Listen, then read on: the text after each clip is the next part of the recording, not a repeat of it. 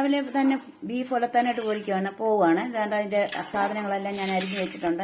ഇന്നലെ നമ്മൾ കുറേശ്ശെ ചേർത്ത് വെച്ചായിരുന്നല്ലോ, ഇഞ്ചിയും വെളുത്തുള്ളിയും പിന്നെ മസാലകളും കുറച്ച് ചേർത്ത് വെച്ചായിരുന്നു. അതിന്റെ ബാക്കിയൊക്കെ ചേർത്താൽ മതി. അപ്പം ഞാൻ അതിന്റെ തയ്യാറെടുപ്പിലേക്ക് പോവുകയാണ്. ഹാപ്പി ക്രിസ്മസും ഹാപ്പി ബർത്ത്ഡേയും ആണ് ഇന്ന്.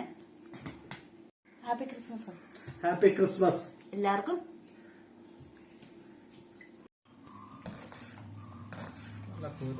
എന്തുവാടാ അവിടെ? എന്തുവാടാ?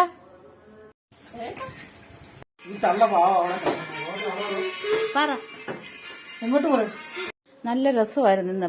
മൈക്ക് വെച്ച് പാട്ടും ഗാനമേളയും എന്തൊക്കെ ബഹളമായിരുന്നു. ഞങ്ങളുടെ കുഞ്ഞാപ്പിയായിരുന്നു പാട്ട് പാടിയത് മുഴുവനും.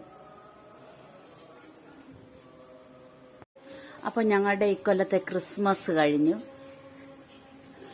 പിള്ളേരെല്ലാം പോയി. പിന്നെ ഞങ്ങളും മാത്തനും തന്നെയായി വീണ്ടും.